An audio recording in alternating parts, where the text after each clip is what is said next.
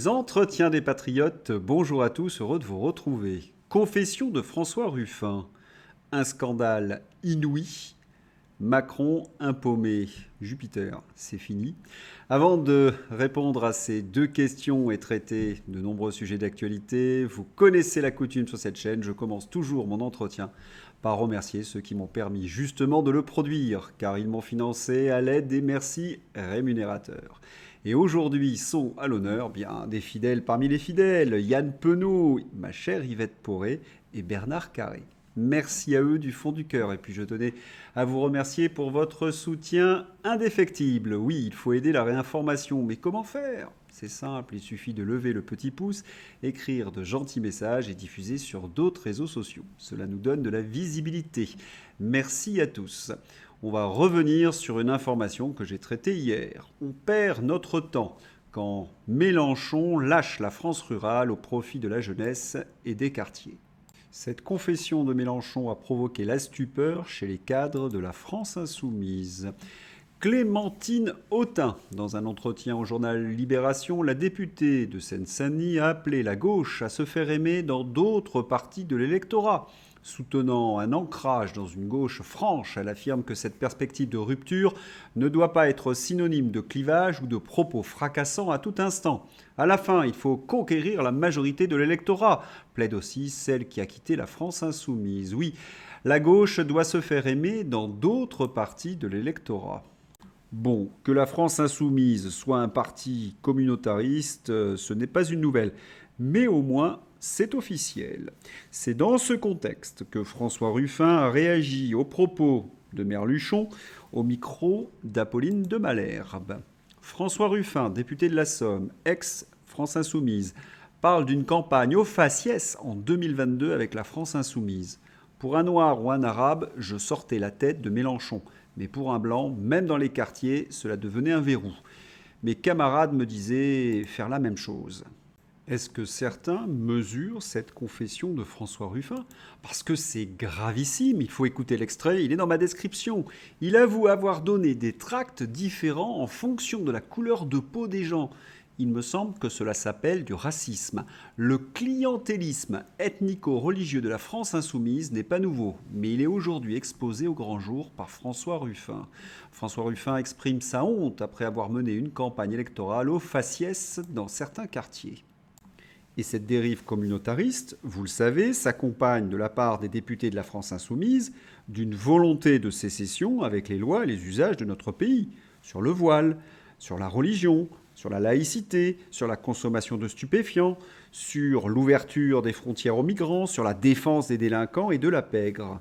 C'est proprement effrayant, surtout lorsque l'on regarde la réalité. Le saviez-vous ? Dans les transports en commun, les étrangers représentent 91% des mises en cause pour vol en Île-de-France et 83% sur la France entière. Oui, vol et violence dans les transports en commun, 91%. Et qui sont les principales victimes de ces faits de délinquance ? Les classes populaires, celles que viennent d'abandonner les députés de la France insoumise, les Guiraud, les Boyard, les Delogu, les Raphaël Arnaud. Analyse de Kousmanovic, ancien lieutenant de Jean-Luc Mélenchon. Le contrôle de l'immigration par sa régulation était aussi dans le programme de la France insoumise et de Jean-Luc Mélenchon en 2017. Mais c'était le temps où Mélenchon et la France insoumise, qui n'a presque rien à voir avec celle d'aujourd'hui, défendaient l'indépendance de la France, la laïcité, les principes républicains et combattaient le communautarisme. C'était le temps du plan A, du plan B en Europe. Cette Europe, on la change ou on la quitte. C'était le temps où quartier populaire ne signifiait pas seulement les banlieues proches des grandes métropoles. C'était le temps où Mélenchon enjoignait Sarah Wagenknecht à faire son propre mouvement sur ces bases-là pour rompre avec Die Linke. Bref, c'était avant un temps où il y avait un véritable espoir à gauche. La trahison historique de Mélenchon a fait payer non seulement à la gauche, mais à la France le prix fort. Le rendez-vous avec l'histoire a été manqué par des accords électoraux pathétiques de boutique. On en voit les résultats. Tout est à refaire. La gauche allemande rejoint les gauches norvégiennes, anglaises et américaines dans le contrôle de l'immigration. Normal. Seules les multinationales peuvent rêver de frontières dérégulées. Mais pendant ce temps-là, la gauche française, prisonnière de sa sociologie, de sa bêtise, continue de promouvoir une idéologie no border. Quels sont les partis qui défendent les classes populaires? Ce sont bien évidemment les partis patriotes. Marine Le Pen, lors de la campagne des élections européennes, nous avons défendu le principe d'une double frontière pour contrôler l'immigration clandestine. On nous expliquait avec une certaine arrogance que c'était impossible. Aujourd'hui, l'Allemagne l'instaure et prouve qu'avec de la volonté politique et un peu de courage, il est possible de contrôler nos frontières. À quand pour la France? Pour bientôt, on l'espère, mais nous savons que cette Union européenne est l'ennemi de notre nation et nous ne pourrons traiter le problème sans retrouver notre entière souveraineté. L'exemple hongrois. De la parole aux actes. Le président Orban ne se laisse pas intimider par Pustula et ses affidés. La Hongrie achemine les migrants par bus vers Bruxelles après que l'Union européenne a infligé une amende à ce pays pour avoir refusé d'ouvrir sa frontière. Un aller simple. Le gouvernement hongrois a annoncé un plan pour transporter les migrants en bus vers Bruxelles en représailles à l'amende de 200 millions d'euros imposée par Pustula au pays pour son refus d'ouvrir ses frontières aux demandeurs d'asile. Oui, parce qu'au niveau européen, on ne peut pas traiter la question au niveau national. Orban, si une société ne veut pas du multiculturalisme, à cause du terrorisme, à cause de la sécurité publique, à cause du fardeau social, pourquoi n'avons-nous pas le droit de dire non? Parce que l'Union européenne n'est pas une démocratie et qu'elle est gangrénée de l'intérieur par le multiculturalisme des young leaders qui dirigent de nombreux pays européens. Et que cette Union européenne veut la fin des peuples européens. Négocier avec cette hydre est donc impossible. D'autant que l'Union européenne a également perverti toute idée de justice. Geoffroy Lejeune. La justice est pensée pour les délinquants et pour leurs droits, estime le directeur de la rédaction du journal du dimanche, Geoffroy Lejeune. On rappelle que ce sont les directives européennes qui ont imposé ce système. Je vous renvoie à mes nombreux entretiens sur le sujet et que la CEDH, c'est en quelque sorte son bras armé pour les imposer dans chaque pays. Les conséquences, on les subit chaque semaine. Elles sont intolérables. Le père de Camélia. Quel est le message de la justice passé à la jeunesse? Aujourd'hui, on s'inquiète plus pour les délinquants que pour les victimes. C'est ce que l'on est en train de vivre en France. Le système français s'inquiète plus pour les autres pays que pour son propre peuple. On a des policiers qui se battent pour mettre de l'ordre sur la voie publique et de l'autre côté, la justice qui embête tout le monde. Pour rappel, le père de Camilla, Camilla c'est cette petite fillette qui a été tuée par un jeune en moto à Valoris et il s'exprimait au sujet du maintien en liberté de ce dernier. Quelle est la réponse des pouvoirs publics, autrement dit des macronistes, sur la délinquance? Eh bien, c'est toujours la même réponse, à la virgule près, depuis 2017. Benjamin Haddad. Je soutiens une politique de fermeté et de maîtrise de l'immigration. Elle est exigée par les Français. Il est positif que Michel Barnier en fasse une priorité. Après que la Macronie a fait venir 500 000 immigrés de plus par an depuis 2017. Leurs députés soutiennent une politique de maîtrise de l'immigration. Qui peut décemment voter pour de tels guignols? Des moujons, je ne vois pas d'autre réponse. Vous savez, le moujon, c'est le croisement hybride d'un mouton et d'un pigeon. Vous êtes nombreux à avoir réagi à ma vidéo d'hier. Oui, parmi vous, il y avait quelques trolls qui se sont glissés et qui ont essayé de balancer des éléments de langage du type « C'est une femme ». Je ne répondrai pas à cette affirmation. Elle fait sa vie comme elle le veut. Waouh, profond. Et donc, à nos dépens en quelque sorte, non seulement elle fait la campagne électorale de son mari, mais en plus, elle dépense l'argent des Français. La momie de Macron nous coûte une fortune à entretenir. Le budget annuel de Bibi, avec son statut, s'élève à 480 000 euros. 6 bureaux personnels, 7 collaborateurs et une coiffeuse à 5 200 euros par mois. Et on nous parle de la fin de l'abondance. C'est un véritable affront. Cette histoire est complètement folle. Brigitte Macron utilise le mélange des genres pour faire la propagande de son mari en utilisant les deniers publics. Et personne ne dit rien. Honte, honte à tous ces plumitifs. Vous ne savez pas la dernière nouvelle? En tous les cas, si, vous le savez parce que je vous l'ai annoncé il y a quelques semaines. Macron est un paumé. L'histoire secrète des 59 jours qui ont abouti à la nomination de Michel Barnier à Matignon. Emmanuel Macron, paumé selon un proche, est parti dans tous les sens, multipliant les initiatives solitaires et les canaux parallèles, sans grande logique politique.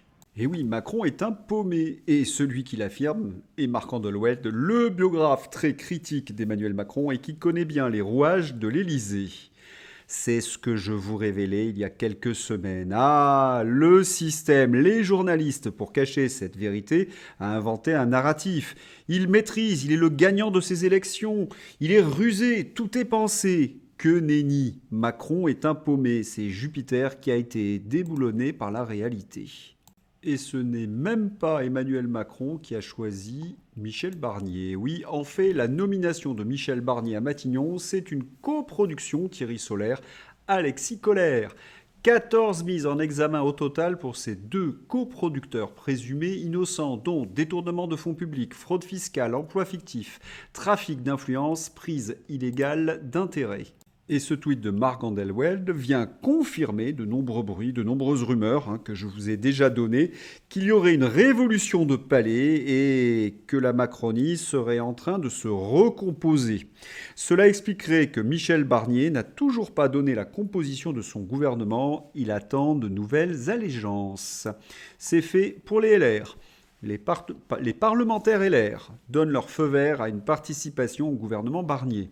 Les députés et les sénateurs LR, qui ont débuté mercredi leur rentrée parlementaire à Aix-les-Bains et Annecy, ont donné leur feu vert à la participation de membres de leur famille politique au gouvernement. Quant à Macron, il est relégué au rôle de comique troupier ou pétomane. Sa dernière blague, il faut toujours prendre en compte le suffrage des Français. Il a osé. C'est quand même ce président qui bafoue les institutions depuis 7 ans et qui ne respecte aucunement les résultats des élections. Sinon, prendre en compte les suffrages des Français, c'est, il me semble, la définition de la démocratie et manifestement, Emmanuel Macron l'ignorait. Un paumé en somme. Et pendant ce temps-là, l'Union européenne menace. Après le budget, c'est au tour des énergies. Énergie renouvelable. La Commission européenne appelle la France à combler son retard pour atteindre 42,5% d'énergie renouvelable dans sa consommation énergétique totale. C'est non seulement sans intérêt, mais c'est tout simplement impossible à atteindre. Du délire à l'état pur. Et là, je vais devoir vous poser une question. Quelle est l'utilité de l'Union européenne? Parce que juste en ce mois de septembre, l'Union européenne a menacé ou a été toxique pour la France sur les dossiers suivants. Sur les frontières, sur les migrants, sur la justice, sur l'agriculture, sur l'industrie, sur la liberté d'expression, sur l'énergie, sur le budget. Et elle nous oblige, cette Union européenne, à fournir une aide militaire en Ukraine, toxique et dangereuse, donc cette Union européenne. International, débat, Trump, Kamala Harris. Sans conteste, la punchline de la soirée fut sur l'immigration. Aller à Washington réveiller le président pour lui faire signer un décret pour faire fermer la frontière. Et nous constatons que les paroles de Donald Trump, ses propositions, sont en train d'infuser doucement dans la population américaine. Et les premiers sondages semblent plutôt positifs. Reuters avait 60% des électeurs qui ont dit qu'ils ont choisi Trump après avoir regardé le débat. La raison qu'ils ont donnée était que Kamala était très évasive sur l'économie. Autre sujet sur lequel Donald Trump a été excellent, c'est dans le domaine de la politique étrangère. Excellente réponse de Donald Trump sur la guerre en Ukraine. Voulez-vous que l'Ukraine gagne cette guerre? Lui pose perfidement le journaliste. Réponse de Donald Trump. Je veux que la guerre s'arrête. Je veux sauver des vies. Oui, tout est dit. Bien sûr, vous pourriez me rétorquer que la presse aux ordres encense Kamala Harris. Le contraire eût été très étonnant. Sur les réseaux sociaux, c'est une toute autre affaire. De nombreux internautes s'interrogent sur la rumeur que je vous ai présentée hier. Oui, les fameuses oreillettes de Kamala Harris. C'était interdit pendant le débat. Elle ressemble à s'y méprendre à une boucle d'oreille avec une perle. Alors, Kamala Harris, oui ou non? Eh bien, pour l'instant, pas de réaction du camp démocrate. On comprend pourquoi. Quant à Donald Trump, toujours aussi combatif. Excellente réplique de Donald Trump en réponse à l'appel de Kamala Harris pour un second débat. Lorsqu'un combattant est en difficulté, qu'il est assommé ou qu'il perd le combat, la première chose qu'il dit est qu'il veut une revanche. Pour conclure cette séquence du débat Kamala Harris-Donald Trump, rien de tel qu'un bon dessin. On voit Donald Trump très combatif contre deux individus, ce sont les journalistes d'ABC. Et on entend une petite voix, excusez-moi, est-ce que vous auriez besoin encore de moi ici? Et ça, c'est Kamala Harris. Tout est dit. France-Russie. Pas très glorieux pour la France, cette expulsion déguisée par non-reconduction de son agrément diplomatique d'Alexandre Makogonov, porte-parole de l'ambassade de Russie qui vit en France depuis des années et des années. Décision macroniste, évidemment trop bon sur les plateaux de TV, alors ça gênait. Où est le débat démocratique? Il paraît qu'on n'est pas en guerre contre la Russie, alors pourquoi cet acte? Par peur de la vérité? Oui, vraiment pas glorieux. C'est vrai que c'était un sacré contraste, Alexandre Makogonov sur un plateau de LCU. Et oui, c'est un homme cultivé, courtois, intelligent et qui s'exprimait dans un français châtié. On comprend son renvoi parce que ses adversaires, comme Quatremerdes et les autres, étaient ignares, grossiers et imbéciles. Il gênait forcément. Allez, c'est l'heure d'ouvrir la page Fantasy avec la star du jour, Delogu du Cobu. Sébastien Delogu, pressenti au ministère de l'Éducation nationale. Bon, on plaisante, on se moque, mais ce que nous disons tombe sous le sens. Patrick Hédery. Il est de salubrité publique de critiquer un député illettré. L'excuser, c'est nous rabaisser tous et valoriser la médiocrité. Son travail est de lire des rapports et d'écrire des lois pour le bien de la nation. Le minimum est qu'au moins il apprenne à lire et à compter correctement. Eh bien, pas pour les députés de la France insoumise comme Thomas Porte. Énorme soutien à Sébastien Delogu face à la campagne dégueulasse de mépris de classe qu'il subit. Merci monsieur de nous dire quelle classe vous évoquez, CP ou CE1? Et ça continue encore et encore, notre ami Alain. Annie Delogu, Hannibal Lecter, les députés à l'Assemblée nationale, nous dit Jean Messia, sont censés nous donner un supplément d'âme. Avec Delogu, on se prend un supplément d'âne. Et on y va encore et encore. Sur Mulot News, ce conte parodique est vraiment incroyable. Le problème, ce n'est pas un conte parodique, c'est la députée Rachel Keke, l'ancienne députée Rachel Keke de la France insoumise. Tout mon soutien à mon frère Sébastien Delogu. Qu'il sache lire ou pas, qu'il sache écrire ou pas, il est mieux que vous. Vous qui parlez la langue de Molière remplie de mensonges envers la population que la majorité ne comprend même pas ce que vous dites. Oui, on dirait un conte parodique, une catastrophe. Allez, on va se terminer par une consultation du Figaro. Bruno Le Maire a-t-il été un bon ministre de l'économie et des finances? Oui, pour 32%. Mais qui sont ces Français qui pensent que Bruno Le Maire a été un bon ministre? Ils ne suivent pas l'information, ils n'ont pas la télévision. Ah, si justement, ils regardent la télévision. Voilà, j'espère que vous avez apprécié cet entretien. Je vous souhaite une excellente journée. À bientôt, au revoir.